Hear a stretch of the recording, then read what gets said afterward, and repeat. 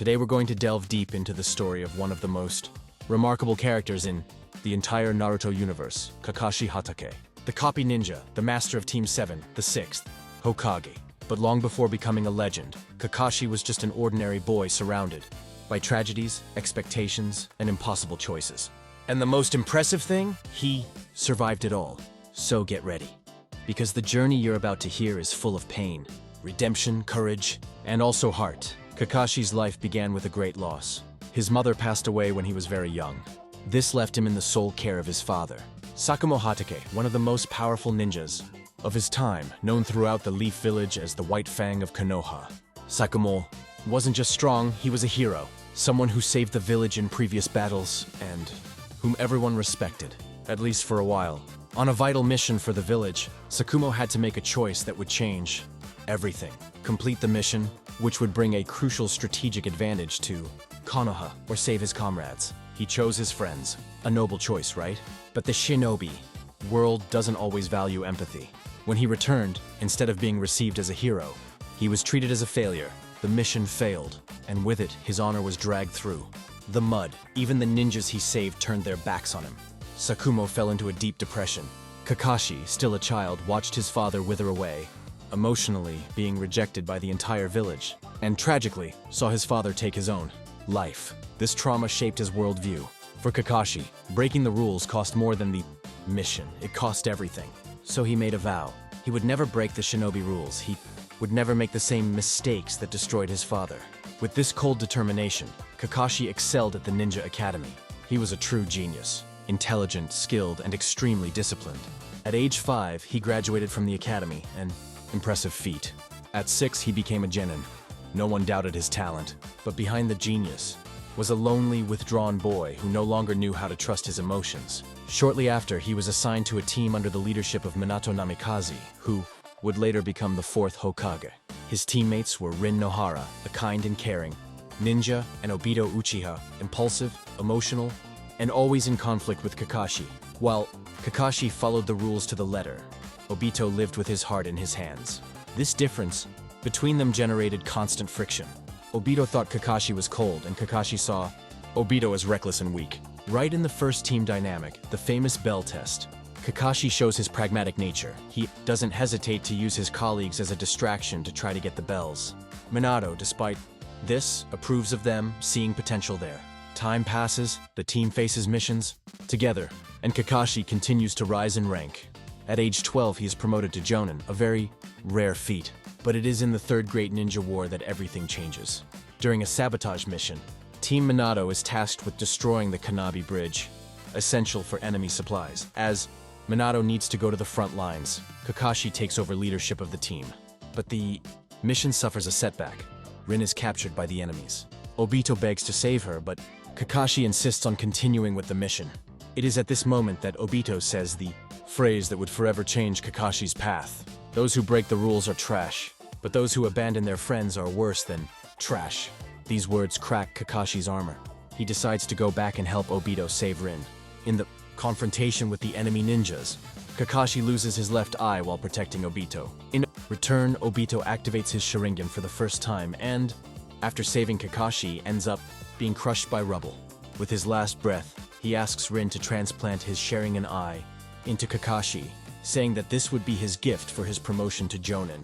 This moment becomes a turning point in Kakashi's life. For the first time, he breaks the rules. For a friend, but also, for the first time, he feels the irreparable weight of losing someone he had come to admire. Obito died believing in him. After that, Kakashi and Rin continue trying to complete the mission. But the tragedy doesn't end there. Rin had been secretly transformed into a Jinchuriki by the village hidden in the fall snow as part of a plan to destroy Konoha.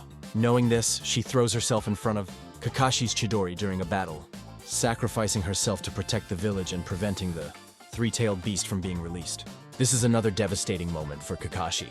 He believes he killed the only teammate he had left, and so at only 13 years old, he carries the weight of 2 deaths that would define his entire life. Tormented by these losses, Kakashi enters a dark period. Even at a young age, he is recruited into the Anbu, Konoha's secret operations division. In the Anbu, he stands out for his efficiency, but also for his coldness. He carries out missions that require ruthless decisions, becoming feared even within the organization. His codename becomes synonymous with silent death. It was during this period that he met Tenzo, the future Yamato, another Anbu member with a complicated past. Together, they participate in dangerous missions, including some under the direct orders of Danzu, one of the most influential and obscure members of Konoha's hierarchy. Kakashi witnesses Danzo's dark experiments with wood style firsthand and begins to suspect the intentions behind the Anbu route. Over time, Hiruzen Sarutobi, the third Hokage, realizes that keeping Kakashi immersed in assassination missions is destroying his spirit. So he decides to remove Kakashi from the Anbu and proposes a new mission: to train the new generation of ninjas. The idea was simple yet profound. Perhaps, by caring for young ninjas, Kakashi could recover the hope he had lost. And that's how Team 7 was born. Naruto Uzumaki, Sasuke Uchiha, and Sakura Haruno. And Kakashi's story took a new turn. Kakashi's first impression of his students wasn't the best. Naruto was noisy and impulsive. Sakura seemed distracted by her crush on Sasuke, and Sasuke was withdrawn, with a look that carried deep pain. But Kakashi saw potential there. That's why he applied the same test Minato used with him, the Bell test. His goal? To teach that, more important than strength, is teamwork. At first, the three fail. They try to act alone and are easily defeated by Kakashi.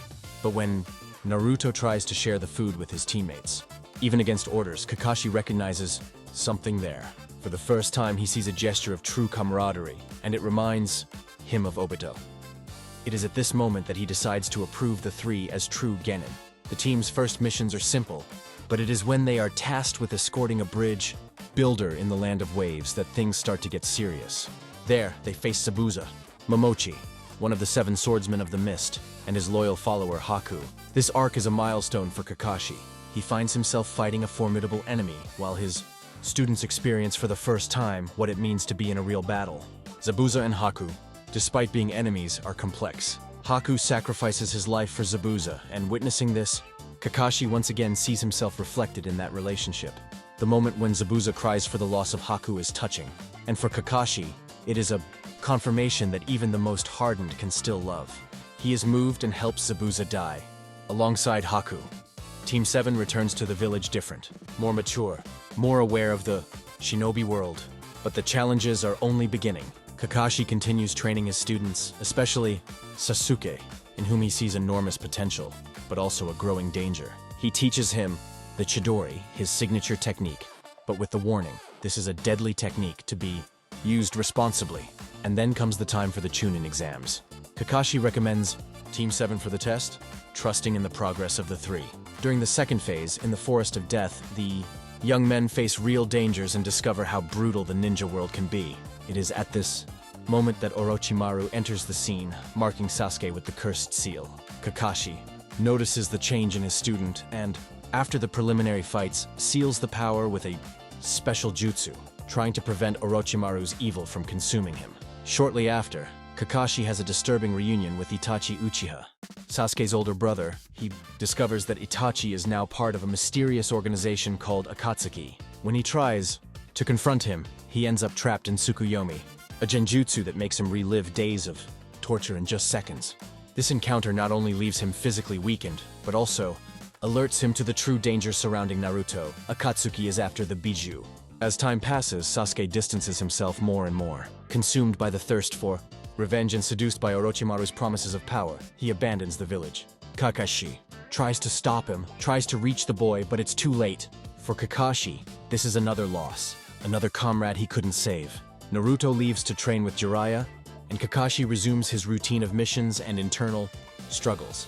During this period, he monitors the Akatsuki's movements, investigates the emergence of new enemies, and faces ever-increasing dangers. When Naruto returns, Kakashi participates in the mission to rescue Kazuka Jigara, who has been kidnapped by the Akatsuki. He fights alongside Naruto against Deidara and reveals a new ability of his Sharingan, Kamui, a space-time jutsu capable of distorting dimensions. But using this power consumes an absurd amount of chakra, leaving Kakashi once again on the verge of exhaustion. And then comes one of the most memorable moments of the series: Pain's invasion of Konoha. Kakashi faces the 6 paths of pain and, even knowing that he has no real chance of winning, fights bravely to protect his village. He gives his life saving Choji and collecting crucial information about the enemy's abilities. During this confrontation, he dies. Yes, Kakashi dies. And in the afterlife, he has an emotional conversation with his father, Sakumo. In this dialogue, he finally understands the choice his father made and says he is proud to be his son.